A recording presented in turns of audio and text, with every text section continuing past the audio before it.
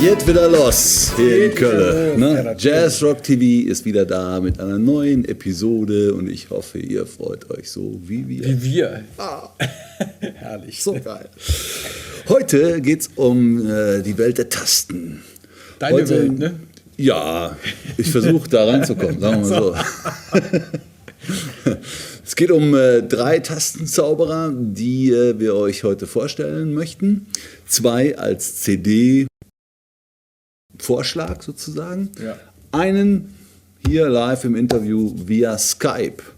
Nicht ganz live, haben wir schon aufgezeichnet, aber es ist so gut wie nicht geschnitten. Und der erste heißt Bill Lawrence, kennt ihr alle aus der Snarky Puppy Welt, um bei dem Begriff zu bleiben. Snarky Puppy Keyboarder Bill Lawrence haut irgendwie neben dieser ganzen Arbeit mit Snarky Puppy auch ein Album nach dem nächsten raus. Die Snarky Puppy kommt jetzt auch irgendwie schon wieder das nächste Album in 3 Wochen. Culture. Die sprudeln ja irgendwie so, ne? Ich weiß auch nicht, ja, die müssen unheimlich Talent haben, in Flugzeugen und Tourbussen irgendwie Songs zu schreiben. Ne?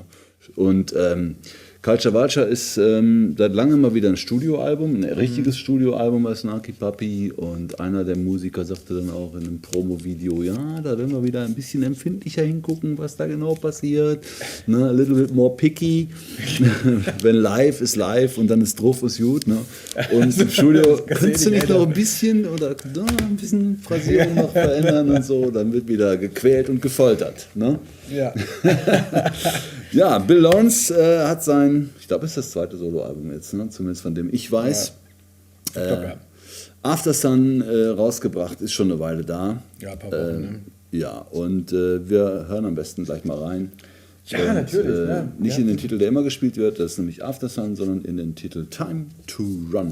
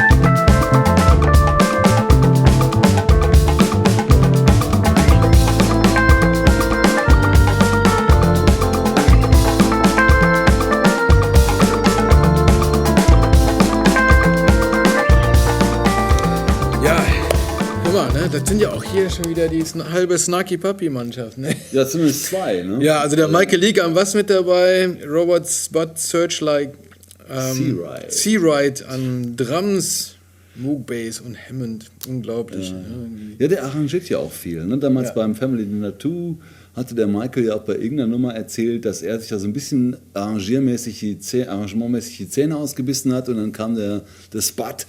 Und Spud sagt, was machst du denn da? Komm, lass mich mal machen. Und dann ging da die Sonne auf. Ne? Und auch mit dabei Weedy Bramer, ein Percussionist, ja, der auch mit unserem Jonathan Scale zusammenspielt, den wir, glaube ich, auch schon mal irgendwo hier, der schon mal bei JazzrockTV aufgetaucht ist. Also was mir ganz gut gefällt, ist, dass die in diesem Quartett hier, ne, das ist halt manchmal so ein bisschen fast lounge-mäßig, ne? Die lassen dann auch mal wirklich die Grooves laufen und so und genießen das, einfach die Sounds, und das Grundsätzlich ist Bill Lawrence ja nicht so brachial, sagen wir mal, wie Snarky Puppy mit der kompletten Horn-Section und ne, die knallen dann schon mal rein. Er ist ein bisschen lyrischer unterwegs, was auch eine schöne Alternative ist zu Snarky Puppy. Und trotzdem hat man das Gefühl, man hört moderne Musik und nicht irgendwie so einen cheesigen Lounge. Ich habe letztens irgendwie, ich glaube, irgendeine so eine Frauenzeitschrift, die auf dem Klo rumlag oder so. Ne? Barbara? Aber da wurde dir sogar, was ich sagen wollte, als Empfehlung. Weißt du, wo du für sonst. Frauen. Ja, oder so, weißt du, so in da Mainstream. Ja, genau, ne? Vielleicht, wer weiß. Ne?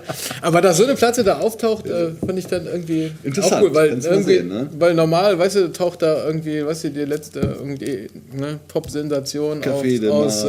YouTube, irgendwie Entdeckung mit Gitarre, Straddlegitarre auf und wirklich auch irgendwie mit einer coolen Empfehlung. Songs to make love to. Ja, so ungefähr. Also, das nur am Rande. Ja, Bill Lawrence, sehr empfehlenswert. Ja. Jetzt kommt was sehr Spezielles. Cory Henry, als Snarky Puppy-Freunden natürlich ein Begriff. Einer der genialsten Keyboarder, die, glaube ich, zurzeit auf der Welt herumlaufen. Der Mann ist 29 Jahre alt, wenn ich richtig gerechnet habe. Also ein ganz junger Hüpfer. Und der bietet auch bei Snarky Puppy Sachen an, die sicherlich außergewöhnlich sind. Jeder kennt dieses Lingus-Solo und so weiter. Also da findet man wie sagt der Ami, a bunch full of clips ich erinnere mich, YouTube. Als ich zum ersten Mal durch dich irgendwie, glaube ich, wo wir über ihn gesprochen haben, hast du mir so ein Video gezeigt aus dem Internet, wo er so als, weiß ich nicht, 7-jähriger, 8-jähriger Pimpf oder so, oder noch kleiner, an der Hammond sitzt, weißt, und dann mit den Füßen sowieso nicht irgendwie drankommt, aber dann da spielt, ne, und das voll drauf hat. Ne, also der hat mit 2 Jahren angefangen. Ne, und es gibt auch schon eine filmische Dokumentation, die man auch auf YouTube findet, über so ein bisschen so seinen Werdegang. Ist alles sehr interessant. Also der Mann ist verwachsen mit der Hammond eigentlich.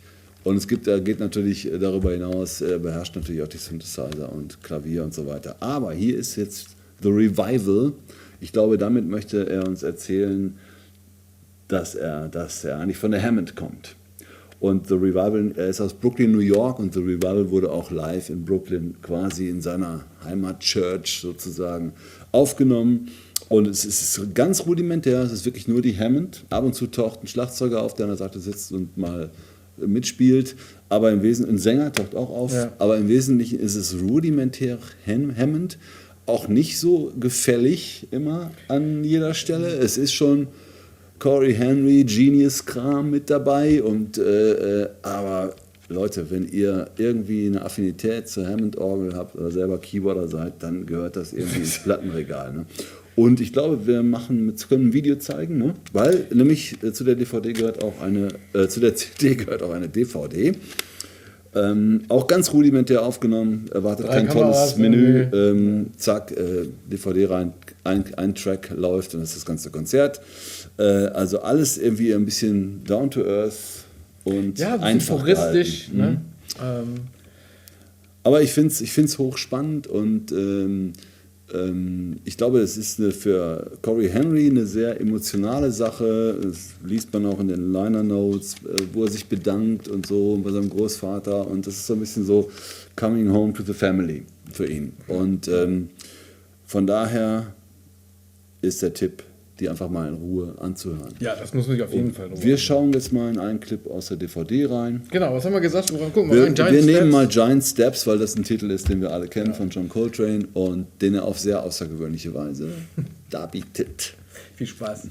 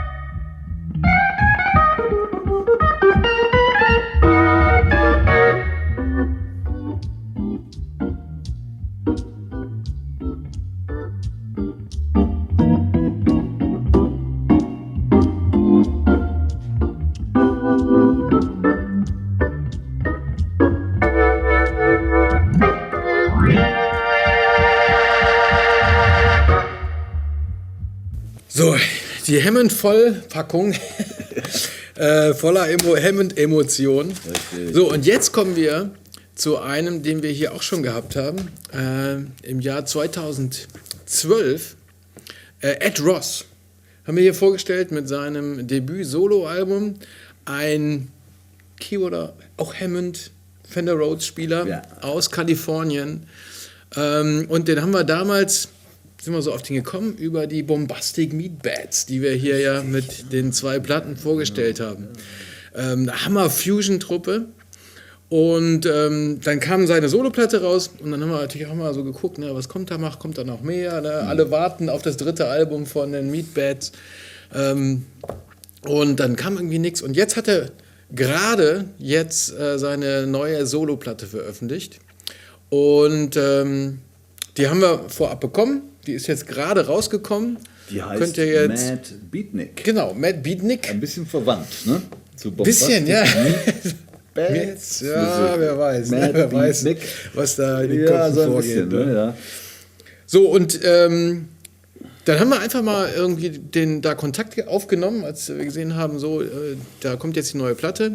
Und dann war der Ed auch relativ schnell bereit, für ein Skype-Live-Interview zur Verfügung zu stehen, mit ein bisschen Zeitversatz. Aber das geht ja alles. Genau. So, und ich glaube, wir hören mal in einen Titel rein und dann gehen wir dann über in das Interview. Ins Interview. Und alles seine Titel hier, was nehmen wir denn mal? Ich glaube, wir coolen gehört, mit viel Hammond. Das war der hier, Destination Constellation. Destination Constellation hört sich gut an. Und ich glaube, da gucken wir jetzt mal hier, zack, zack, dass wir das schnell auf die Reihe kriegen. Gucken da rein. Und da ist es doch, ne? Genau.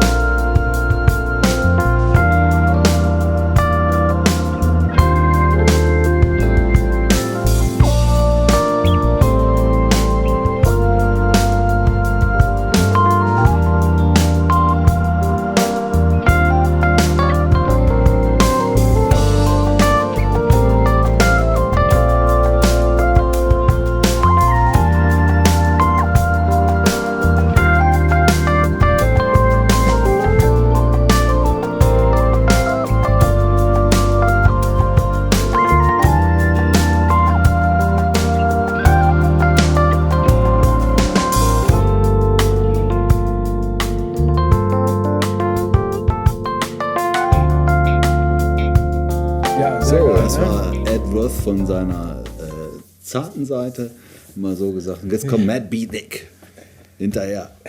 Und von MAD BEATNIK aus direkt zum lieben Ed ins Interview.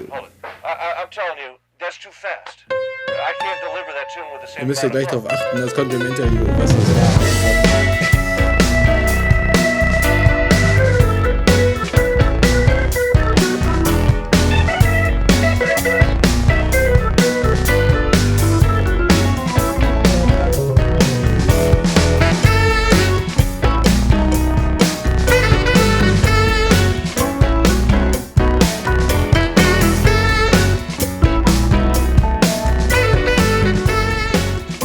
Appreciate what you guys do.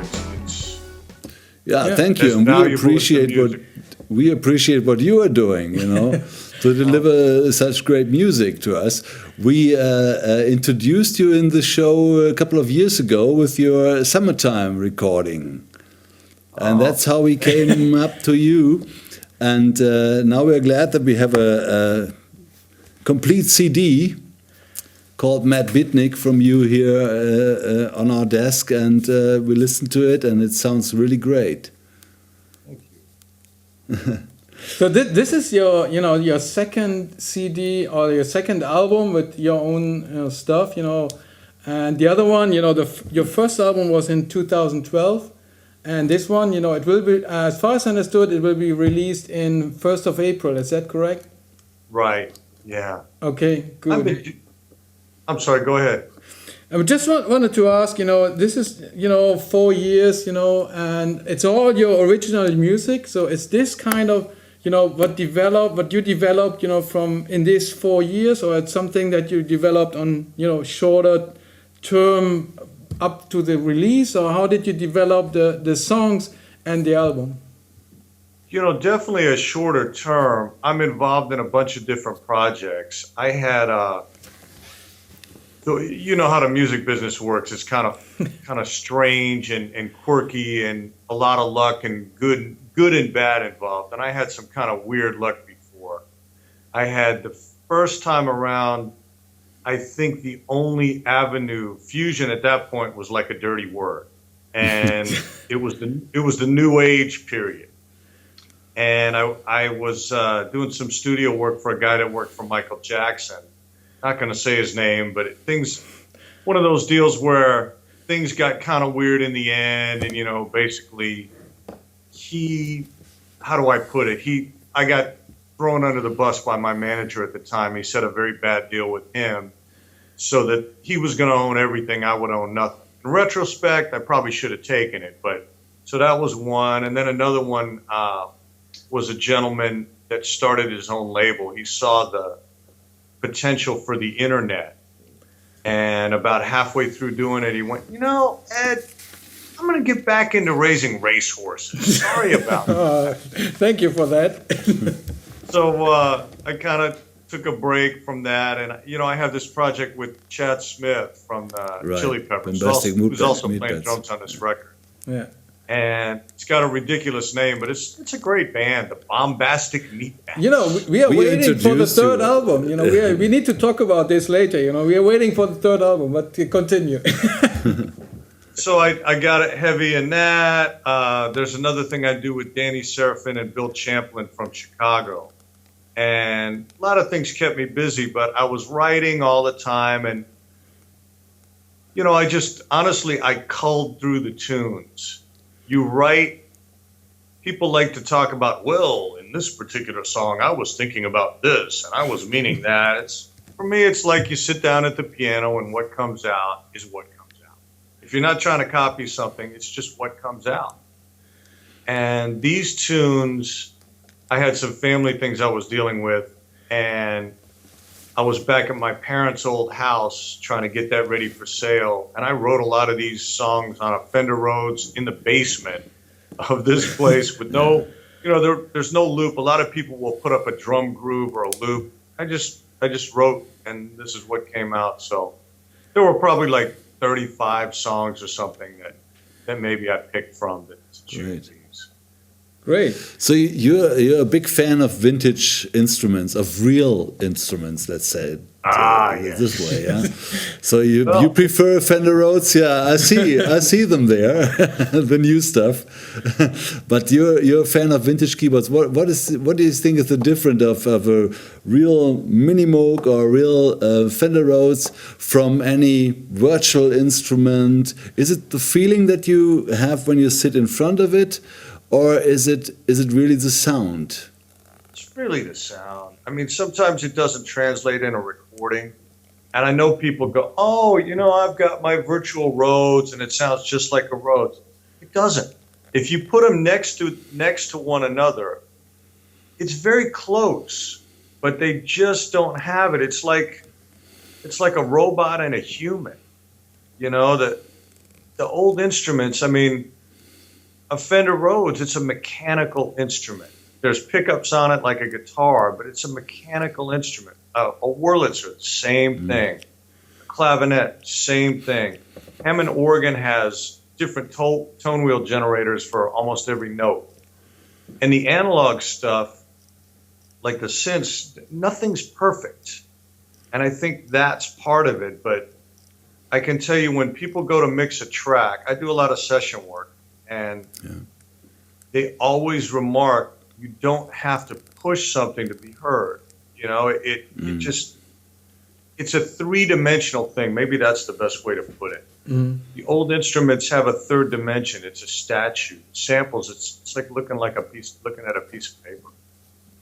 Yeah, I have the feeling, for me, when I go to a Fender Rhodes, it feels different to sit in front of a Fender Rhodes than in front of a MIDI keyboard or something. Even though the MIDI keyboard can produce a great sound, and I can switch to the next Fender Rhodes sound, which is also a great sound that my Fender Rhodes cannot produce.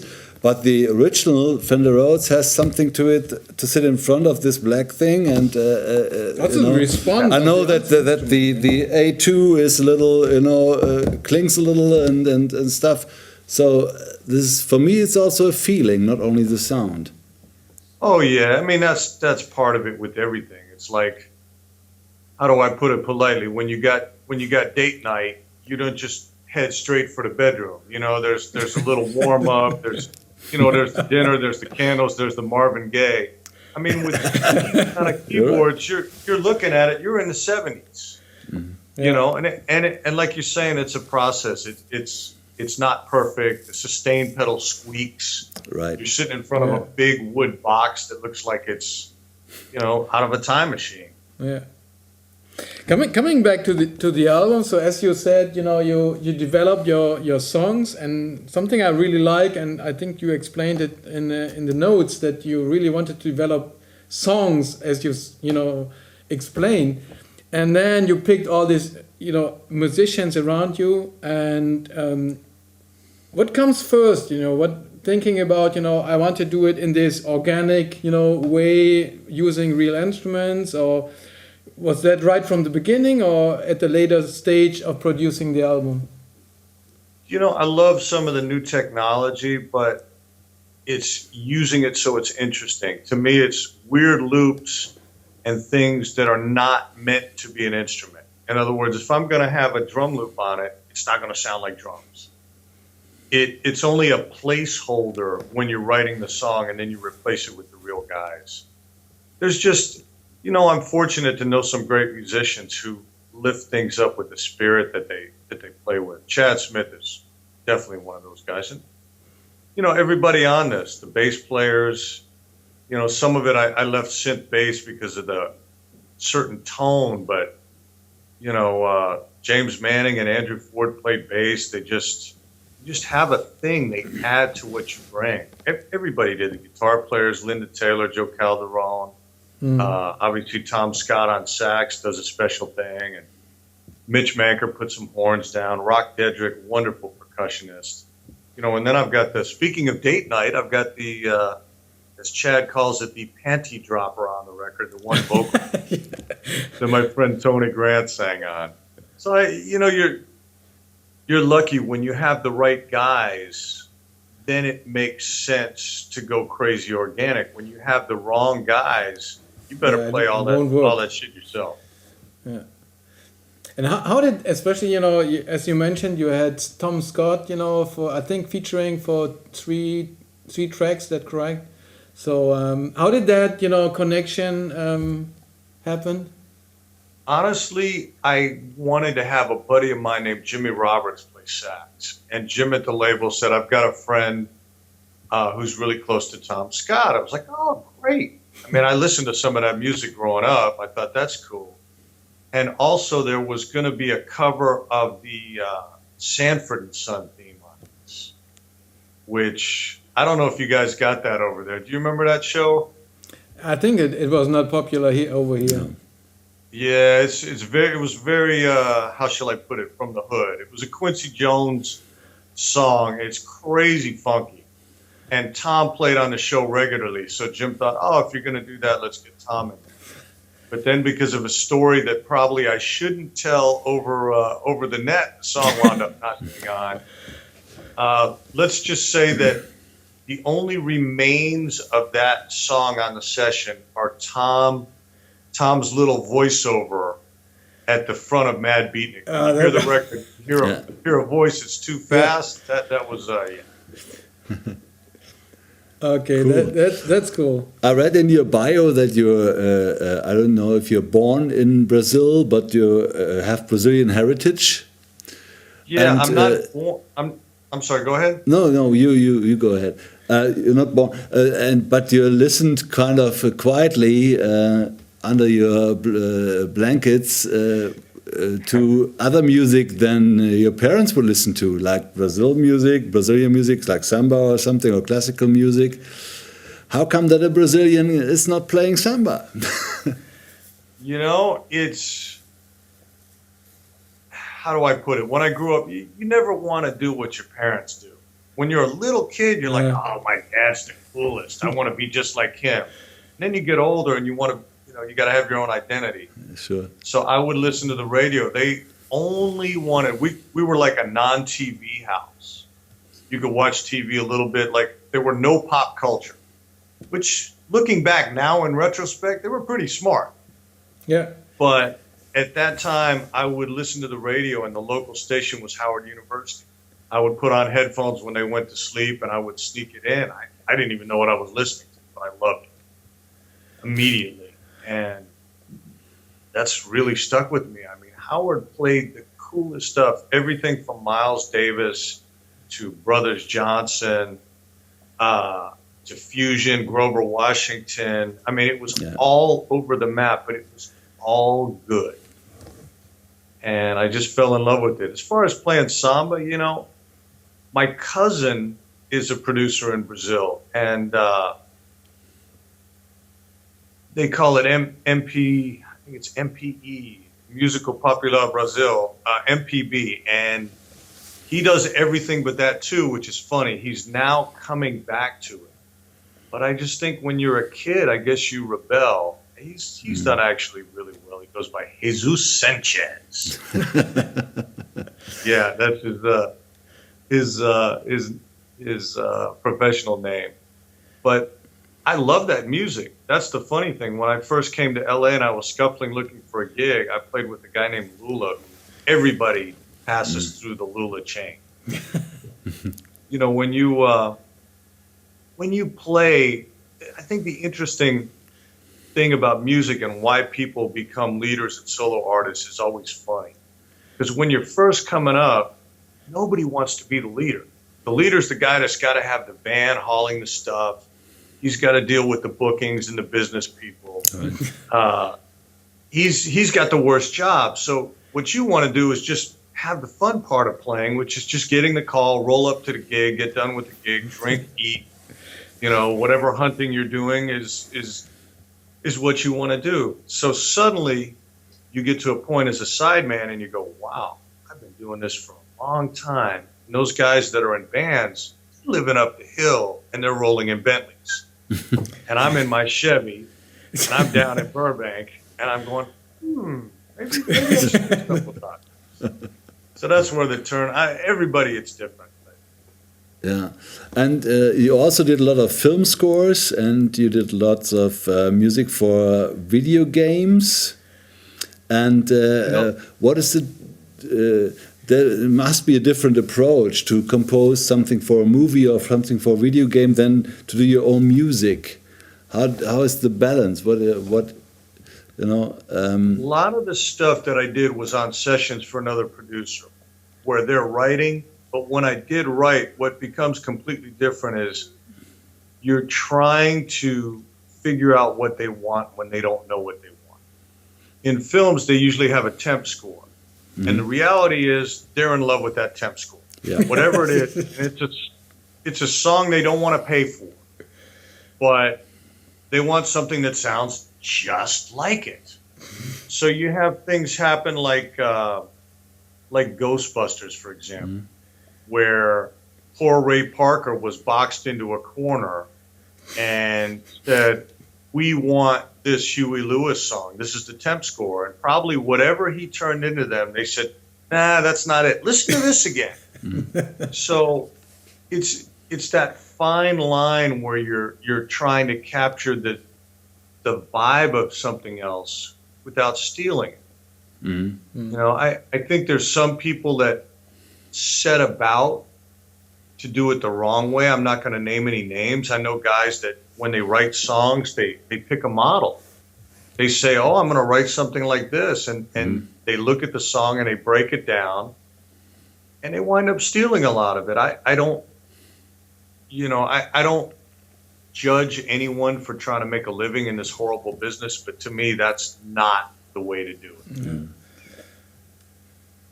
So, I mean, that would be it. You try to get the spirit of what it is, and sometimes they don't have anything where they'll send you picture, and then you're just completely what you feel, playing what you feel to that. And some guys are just so amazing at that. There's a guy I used to work for, John Swihart. He's just a wonderful film composer. He's doing, it's a syndicated show now, but he would do things that other guys wouldn't. He would have, for example, he'd have a classical piece and he would suddenly have me play rock organ on top of strings, and it would work. You know, he was a guy that would stretch out and try new things. And there are some guys like that. And I feel like a lot of times they rise to the top. Sometimes they fall through the cracks and they wind up being broke. But some guys really rise through the top with that. I think the problem is a lot of the guys that copy, they're moderately successful. They work all the time. What they do isn't groundbreaking. It isn't interesting. But they fill up the job, so it's hard for other people to break through. Yeah. Sorry to be so opinionated. That's that's cool. It's great to hear. You know, so on one side you try to hear what the director might want to hear, and you try to fulfill that from your own state of view. And on the other side you have an own record. Is that completely loose then? Are you going then for it and say, okay, here is Ed and I'm going to be Ed now, and no matter what? Yeah, I mean, absolutely. The hope is when you do sessions is that people are calling you for you. And I'm not a good imitator anyway. I don't know that I play any style exactly the way it is. I think, I don't know if that's a good quality. I think you work a little bit less, but you get some more interesting jobs. I think even when I'm doing recording sessions, they call me for me. I just did one for a country artist. Country is a whole different thing today, but they wanted kind of a Bonnie Raitt, and the guy that had done the last song plays with Bonnie Raitt. Like, that's not what I do. This is how I play. And he's like, fine, we hired you for you. So I think that people know what they're going to get with me, basically. And there are lots of people who say you are one of the greatest session or sideman or whatever keyboard players in the world. Wow, I read it on your website, lots of testimonials, And I think it's because of you don't play just what is recommended, but you play the style of Ed Roth. So that is the clue, maybe, Yeah. I hope. I mean, one of my best friends was Ronnie Montrose, and Ronnie was a guy that just, like me, he was a self-taught guy that just kind of played from his gut with everything. And I think sometimes, he would say he was always afraid of being found out. People figured out what he was playing, and in the back of your mind you're going, there's someone that can play faster than me, there's someone that has more jazz knowledge, there's someone that can analyze and write out everything I'm doing so quick. So you have that fear that you just, I don't know, you're not smart enough, you're not good enough, that our guy's better than you. But I think that deep down, we all do something different and special, and the hope is that people appreciate it. Yeah, absolutely. I think that's a kind of thinking of very many musicians, but you can never get complete. You cannot do everything perfectly. But what you can do is be yourself, And I think I hear that in your record, because you don't try to show off, I know that you're a brilliant technician and that you can play 1,000 notes per second and stuff, but your record is very musical, Is that for you sometimes? Is it hard to, keep back and get to the clue of the song, to the heart of the song, or is that the way Ed Roth is really thinking about music? Yeah, I play what I feel, and I think you get excited sometimes and you play to the crowd, and you never want to play to the crowd. You want to play music. You can blast a zillion notes and the crowd goes ooh ah for a minute, and then somebody hears the recording recording, you're like, wow, that was just like, that was garbage. It was drivel. You got to play melodies. You got to play something that sticks to people. When you play emotionally and you play melodies, it's not about shredding, you know. Right. You need that fifth gear to make the solo interesting, so that it isn't all, you know, just a couple simple melodies, but it's got to build. It's, you know, I've been lucky. I played with some guys that really understood that, and I learned whatever I could from them. You know, I mean, the other thing is, I think as you play, the more you know, the less you realize you know. And that's the other reason you get that thought that Ronnie had. You start turning over stones. You're like, wow, I never heard this voicing before, and oh, this is crazy. And you start going, well, who else knows this? I mean, you can't see, there's a pile of instructional books. Because although I'm self-taught, I went through a bunch of jazz books. I still do it, you know, to try to gain your vocabulary. Yeah. Do you have any moments in your mind? Might it be a recording that you heard, or a recording that you were involved after a session, that you came home and thought, okay, this really changed my mind. This really. You know, is there a milestone record or a milestone recording experience that you had? That's an interesting question. I mean, I think if you have an open mind, it happens more than you think. But honestly, it was when I was young. I worked for a couple guys when I lived in Houston, Texas, that were not technically great musicians at all. But they would solo, and it would say a lot. And you start to realize that space is so important. When you're young, you want to play all those notes. And you're way in front of the beat, and you're leaning, and you're rushing, and you're thinking about more the accuracy and the speed and just playing the note. It's not that at all. It's where the note lands. It's how you play it, not in terms of accuracy, but where it sits, how it's felt, the space around it. It's what you don't play sometimes that what makes you play good, especially. It's like if I were to talk like this all the time and I was going on and on and on and on and on and on. It's annoying after a while. Yeah.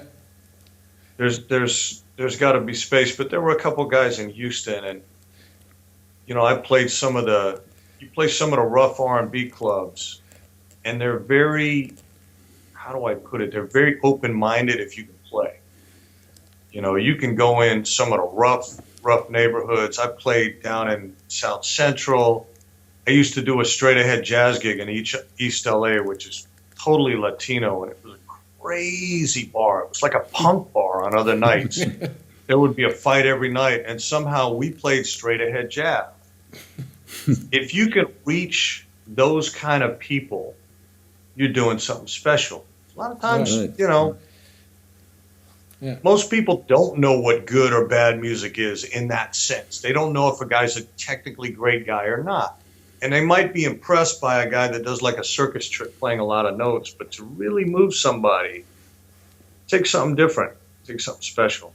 Blah, blah, blah, blah. Sorry, I'm prattling on endlessly. No, it was great. It was great. We are very happy that musicians like you still exist. Absolutely. Besides all Pro Tools, Cubase, and Ableton licks and templates that you can load into your computer and do some music, you know, in half an hour. We are great. We are very grateful that you guys are out there and give us records like the MAD BEATNIK, and that we can listen to and really enjoy. Thank you for that, Ed. I have one question, you know. On your record, there's a lot of, as we said, you know, there's a lot of real piano, real Rhodes, real organ. So what would you pick? What is your favorite, you know, instrument? Can you say that? You know, is it the piano? Is it the Rhodes, or it's an organ? Do you have a favorite? I'd have to say the piano would be the first one. I mean, there's so many shades of moods and feelings you can get out of a piano. You can put a piano and just play the prettiest jazz, or you can head for a classical passage, and then on the other hand, you can do a Nicky Hopkins rock and roll piano. You can play gospel on it. You can play everything on a piano. And yeah, you can do it on the other instruments, but piano, it just, I don't know, it's a special thing. You can play it by yourself, and you feel, it just takes you to another place. Did you check out Nicky Hopkins very well? He had so many great piano parts on thousands of recordings. He's almost forgotten, but he was amazing, right? Oh, unsung hero. Crazy cool. I mean, there's so many guys that people don't talk about. He got some press. Max Middleton is a guy nobody even really talks about. Everybody talked about Jan Hammer, who was great. Sure. But Max played such cool stuff. You know, soulful, and he played so musically. He was a cool player. There are a lot of guys. Yeah. There's a very good book out about Nicky Hopkins. Did you read this? Very good biography. Yeah. I sent you the title via email, if you like. Sounds great. Yeah, very interesting, very interesting. Really gets behind the scenes and behind his life, which was not so easy for him. He was a guy with, lots of talent and a couple of problems. Yeah, sure. Yeah.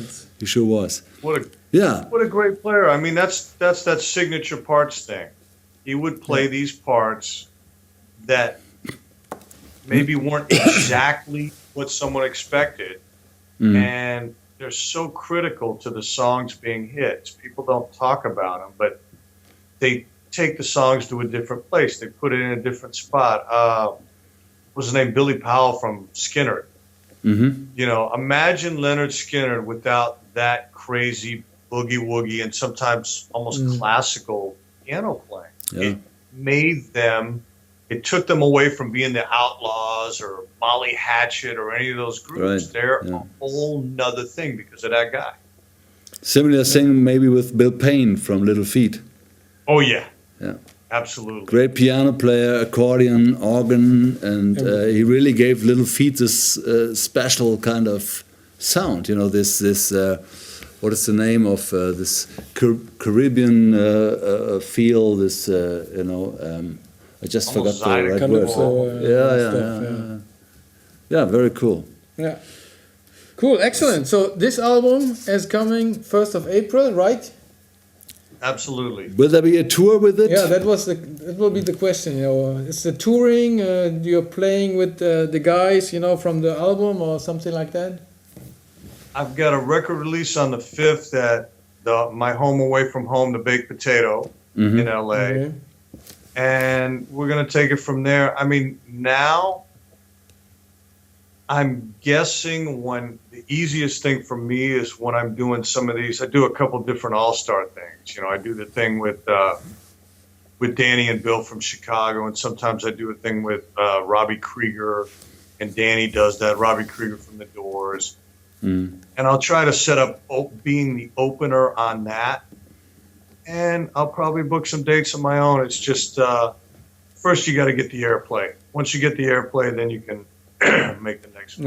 Yeah, that makes sense. Any plans to come to Europe? I'd love to. You're always welcome. When you're here, we will be there too. I like Cologne. I liked Hamburg a lot. There were a lot of spots. That's a lot of nice spaces. Yeah. So, and beside from your record, for the other project that you also mentioned, like the Bombastic Meatbats and CTA, is there any plans for new stuff other than playing live? We were supposed to try to do an album with the Bats before Chad goes out to Chili Peppers. His day job is a pretty good one. Drummer for the Red Hot Chili Peppers. That's kind of a good gig. And they've been crazy busy. So I wrote a couple tunes. I think what's going to happen is I'll probably do another solo record that's just straight up like little more funky and maybe still a touch of jazz, but just kind of for fun. Yeah. Because he's going to be busy for a year. I might do that. CTA, we haven't written. You know, we play live with Danny.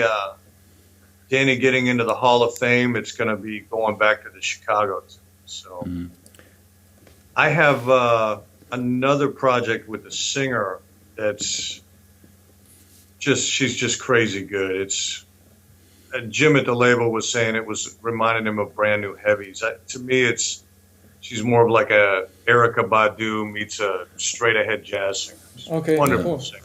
Yeah. We got a couple done, and that'll probably be the next thing coming out. Sounds good. Great. Sounds like more stuff from your side. You're looking forward to that. Oh, thank you. And we wish you lots of success and lots of fun with the release of your MAD BEATNIK record. Have a great time with that, and hope to hear you and see you soon. Maybe someday in Europe somewhere. Yeah, come to Europe. Yeah, it's been way too long. You know, I was actually supposed to go with Shuggy Otis, who went over to the UK, I guess, a couple weeks ago. But I had a bunch of all-star things that's an interesting gig. I'll leave it at that. Shuggy is brilliant. I don't know if you're hip to his music. He's brilliant. Just sometimes the tours can be interesting. I was out with him last summer, had a blast. Yeah, I mean, he's the real deal. You know, he invented so many genres. Yeah, had a blast. I just couldn't make this one, but I'll be over there soon. Okay, great. Good. We're looking forward to that. Thanks so much. Thanks for your time. Thanks again, guys. Thank you for doing this. It's way appreciated. Thank you. Have a great day in LA. Let's keep in touch, eh? Ja, hör mal. Ne? Ja, sehr netter Typ, total relaxed, entspannt, weiß, was er macht, und wir haben uns super gefreut auf diesem Weg. Nochmal thank you, Ed, for the interview. Das war toll, und wir können ja demnächst mal öfter mal skypen. Ne? Also mit, das ja, hat ja schon das ganz gut hat geklappt, ja ganz auch gut mit, geklappt, ne? mit Renault und so. Und ja, das war es im Prinzip dann für heute. Also 3 Keyboarder, ne? Bill Lawrence, habe ich jetzt richtig gezeigt? Ja, ich glaube schon. Ja, Cory Henry und Ed Roth. Genau, vielleicht können wir in der nächsten Folge nochmal über das, wo wir auch im Interview mit ihr gesprochen haben, ne? Chicago-Geschichte da. Genau. Da können wir vielleicht in der nächsten Folge auch nochmal reinhören, weil das auch ein sehr geiles Projekt ist. Ja. Wo er gesagt hat, leider kommt da im Moment nicht so viel nach, aber das lohnt sich auf jeden Fall. Und da hören wir einfach in der nächsten Folge mal rein. Wir bleiben dran. Sowieso. Also, ihr auch, ne? Bleibt uns treu, werdet Patrons sowieso, und wir sehen uns bei der nächsten Folge. Uns auf Facebook und teilt, was das Zeug hält, wenn wir was posten. Uns wird es freuen. Die Community muss wachsen. Sowieso.